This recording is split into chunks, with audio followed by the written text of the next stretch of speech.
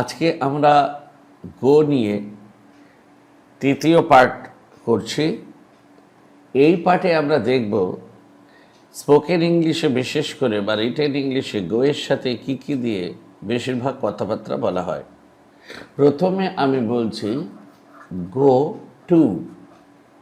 এটার সাথে আমরা স্পোকেন ইংলিশে বা রিটেন ইংলিশে কি কি দিয়ে কথা বলি, যেমন ওয়ার্ক, তার মানে গো টু ওয়ার্ক। আবার স্কুল,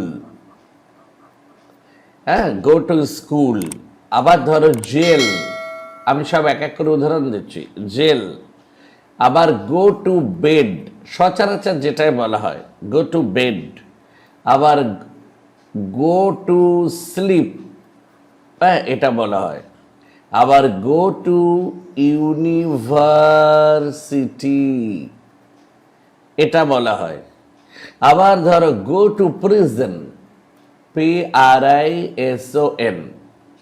আবার ধরো বলা হয় go to dinner, go to dinner. এই কটা স্পোকেন ইংলিশে, যেমন সে কাজে যায়, হি গোজ টু ওয়ার্ক। এ কোনো যে কোনো টেন্সে সে কাজে গেল, হি ওয়েন্ট টু ওয়ার্ক। হ্যাঁ, সে ইউনিভার্সিটিতে গেল, হি ওয়েন্ট টু ইউনিভার্সিটি। তাহলে এইসবগুলো হয়। এছাড়াও যদি কোনো শহর বোঝায় বড়, হ্যাঁ, বা দেশ বোঝায়, তাহলে কিন্তু বা দেশ বোঝায় তখন আমরা টু ব্যবহার করতে পারি। যেমন Paris, he went to Paris. হ্যাঁ, তারপর ধরো সে এশিয়া মহাদেশ, হি ওয়েন্ট টু এশিয়া।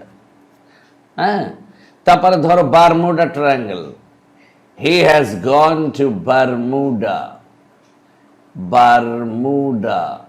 তাহলে মোটামুটি বুঝলে যে এখানে আমরা যেগুলো ব্যবহার করতে পারি গোর সাথে, এগুলো দিয়ে আমরা সচরাচর কাজকর্ম চালাই।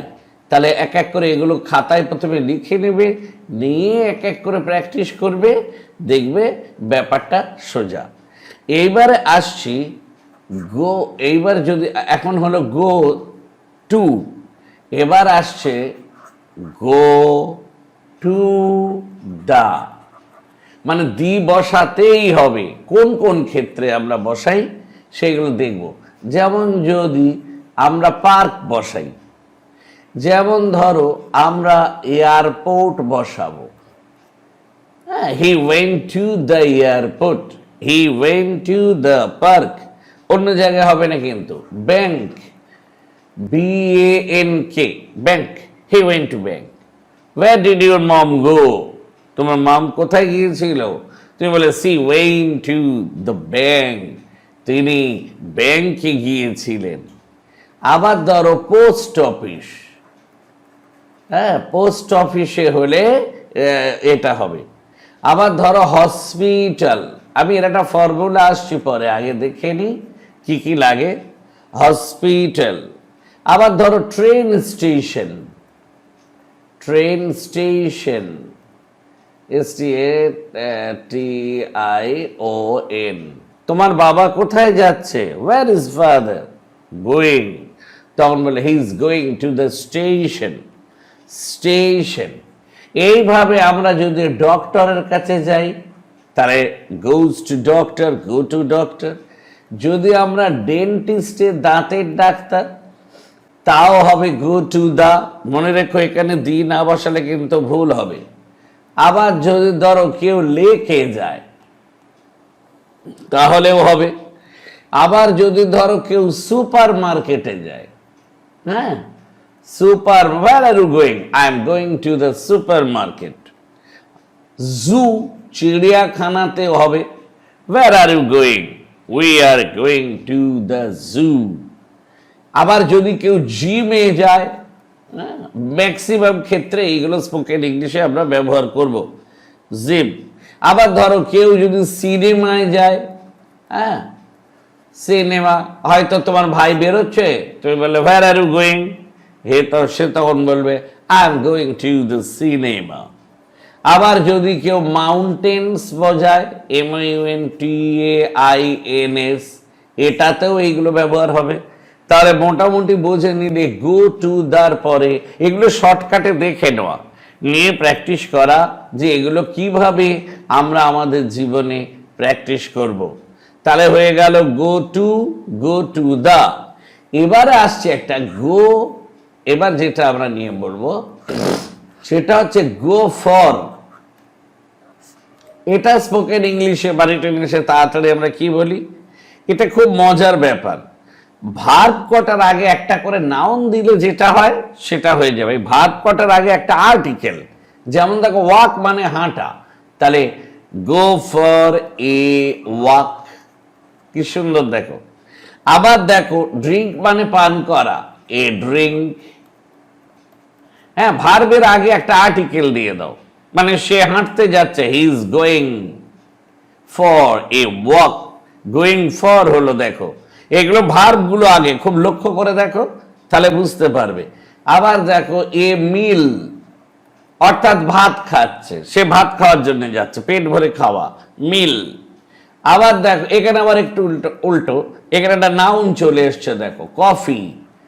হ্যাঁ, সে কফি খাওয়ার জন্য যাচ্ছে, he is going for a coffee. হ্যাঁ, তারপরে ধরো এটি, লক্ষ্য করে দেখো কথাগুলো।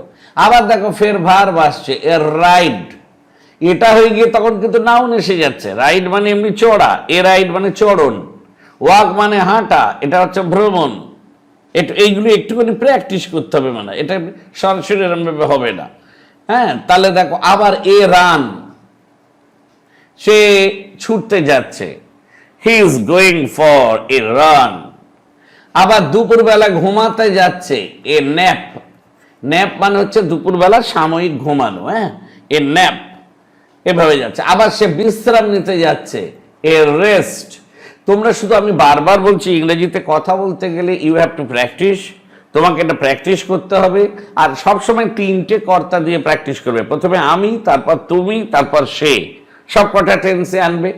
হ্যাঁ, যেমন সে দুপুরে ঘুমাতে যায়, তাহলে তুমি কি বলবে, হি গোজ ফর এ ন্যাপ, একটা টাইম দিয়ে দিলে। আমি যাই, I go for a nap at 1 AM। এইভাবে তুমি এগুলো প্র্যাকটিস করবে, তাহলে দেখবে ব্যাপারটা একদম ইজি হয়ে যাবে। সবসময় ভাববে একদিনে কোনোদিন কাউকে কিছু হয়নি, কিন্তু আমিও বহু বছর পড়াবার পর তারপরে এগুলো আয়ত্ত করতে পেরেছি। তাহলে কি কি গেল, গো টু গেল, গো টু দ্য গেল, গো ফর গেল। এইবারে একটা মজার ব্যাপার আমরা দেখব, সেটা হচ্ছে দেখবে ওটা যেমন ভার্বের আগে বসানো হয়েছে একটা করে article, go for a walk, এখানে আবার ভার্বের সাথে আইএনজি দিয়ে দেওয়া হয়েছে। হ্যাঁ, কি করে দেখো, গো প্লাস ভার্বের সাথে আইএনজি। ভার্বের সাথে আইএনজি মানে গো থেকে গোয়িং, এগুলোকে বলে জিরেন্ট। হ্যাঁ, জিরেন্ট। আমাদের পরবর্তী সব ক্লাসে আমরা এইগুলো নিয়ে আলোচনা করব, এই জিরেন্ট কি, এগুলো খুব দরকার। কিন্তু ভার্বের সাথে আইএনজি, সবসময় ভার্বের সাথে আইএনজি হলেই ভেবো না যেন যে ওটা ভার্ব, যেমন হি ইজ গোয়িং। আমরা এগুলো পরে আসবে, এগুলো এখানকার ব্যাপার নয়। তাহলে গো প্লাস আইএনজি জিনিসটা কি হচ্ছে দেখি। তাহলে আমরা লিখছি গো শপিং। হ্যাঁ, ভালো করে বাবু। আবার দেখো গো ডান্সিং, তার মানে নাচ, এখানে নাচ করা না। গো সুইমিং, সাঁতার। সে সাঁতারে গেছে, হি হ্যাজ গন অথবা সি হ্যাজ গন সুইমিং, এইভাবে বলা হয়। আবার দেখো রানিং, আমি বড় হাতে দিচ্ছি তোমাদের দেখতে সুবিধা হবে বলে, রানিং। আবার ধরো ক্যাম্পিং, কোন প্রচারে গেছে, হ্যাঁ ক্যাম্পে গেছে, সরি প্রচারে বলছি। আবার দেখো জগিং, জগিং তো বোঝো, JOGGING, জগিং। আবার দেখো বল করা, বল প্র্যাকটিস। হ্যাঁ, তাহলে বোলিং। একটু শুধু বুঝতে হবে ব্যাপারগুলো, সব ভাষাতেই প্র্যাকটিস না করলে হবে না। হ্যাঁ, স্কি করা জানো তোমরা, তাহলে গো স্কি, SKIING।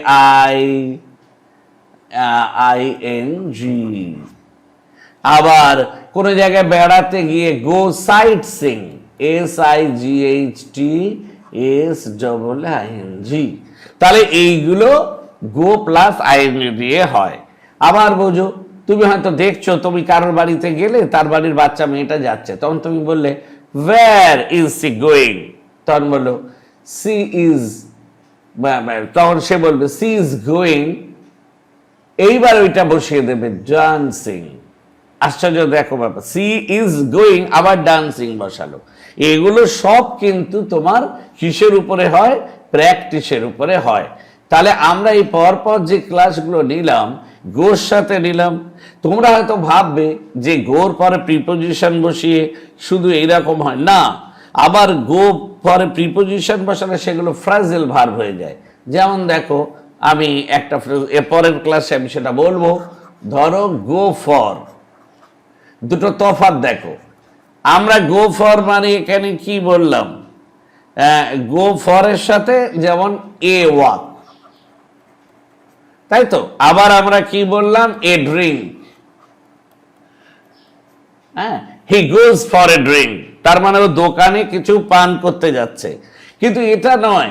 আবার যদি আমরা ধরো গো ফর ফ্রেজাল ভার্ব দিই, হ্যাঁ, এই ফ্রেজাল ভার্ব নিয়ে পুরো ডিটেলস ক্লাস আমি আনছি কয়েকটা ভাগে। গো ফর যদি হয়, তাহলে 1 নাম্বার এর মানে হয় আক্রমণ করা। একটু লক্ষ্য করো, আক্রমণ করা। আক্রমণ করা কি হবে? যেমন দেখো, Raju went for him with a pistol। দেখো, রাজু তার দিকে পিস্তল নিয়ে আক্রমণ করে গেল। তাহলে এখানে ওয়েন্ট ফর কিন্তু এইটা হয়নি। হ্যাঁ, go for past tense went for, এটা যেন গুলিয়ে ফেলো না। রাজু যায় যদি হয় রাজু গোজ হবে। তাহলে দেখো এখানে মানেটা উল্টো হয়ে গেল, জিনিসটা বোঝো। আবার গো ফরের 2 নাম্বার মানে আমরা জানি যদি ব্যবহার করা হয়, মানে কারো বা কোনো কিছুতে আবেদন করা, কোনো কিছু আবেদন করা। সেটা আবার কি? দেখো, আমি বললাম হোয়াট আই সেড, মানে আমি যা বলেছিলাম অ্যাবাউট রাজু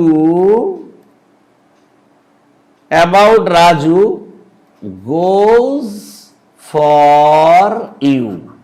দেখো, রাজু সাবজেক্ট, তারপরে গোজ এসছে। আমি যা বলেছিলাম যে রাজু তোমার হয়ে যাচ্ছে, তোমার হয়ে যায়, তাহলে কারোর হয়ে গেলে যেটা হয় সেটাকে আমরা বলছি এটা। হ্যাঁ, আবার গো ফরের 3টে মানে হয়। 3 নাম্বার হচ্ছে, এটা খুব ইম্পর্টেন্ট, এটা আমরা বেশি ব্যবহার করি, কোনো জায়গায় যাওয়া। হ্যাঁ, কোনো জায়গায় যাওয়া ও কাউকে বা কিছু নিয়ে ফেরা। শুধু হাতে ফেরা নয়, ভালো করে বোঝো। যেমন দেখো, Raju has gone for milk. কিরম ব্যাপার দেখো, কোনো জায়গায় যাওয়া, আমি গিয়েছি, কি নিয়ে ফিরবো? না, মিল্ক নিয়ে। তার মানে সেই উদ্দেশ্যে এগুলো খুব বিশেষভাবে ব্যবহৃত হবে। তুমি বাজারে গেছো, সবাই জেনে বাজার আনবে। তুমি বাজারে গিয়েছো তোমার মামাকে নিয়ে আসার জন্য, তাহলে তোমার মা বলবে, তোমার নাম ধরে বলবে, ধরো প্রীতি, প্রীতি হ্যাজ গান, বুঝতে পারছো, for her maternal uncle in the market. তাহলে দেখো ব্যাপারটা কি হয়ে গেল। তাহলে নিশ্চয়ই বুঝতে পারলে গো নিয়ে আমরা পরের ক্লাসে গো সম্পর্কে সবকিছুর সমাধান করে দেব। ধন্যবাদ।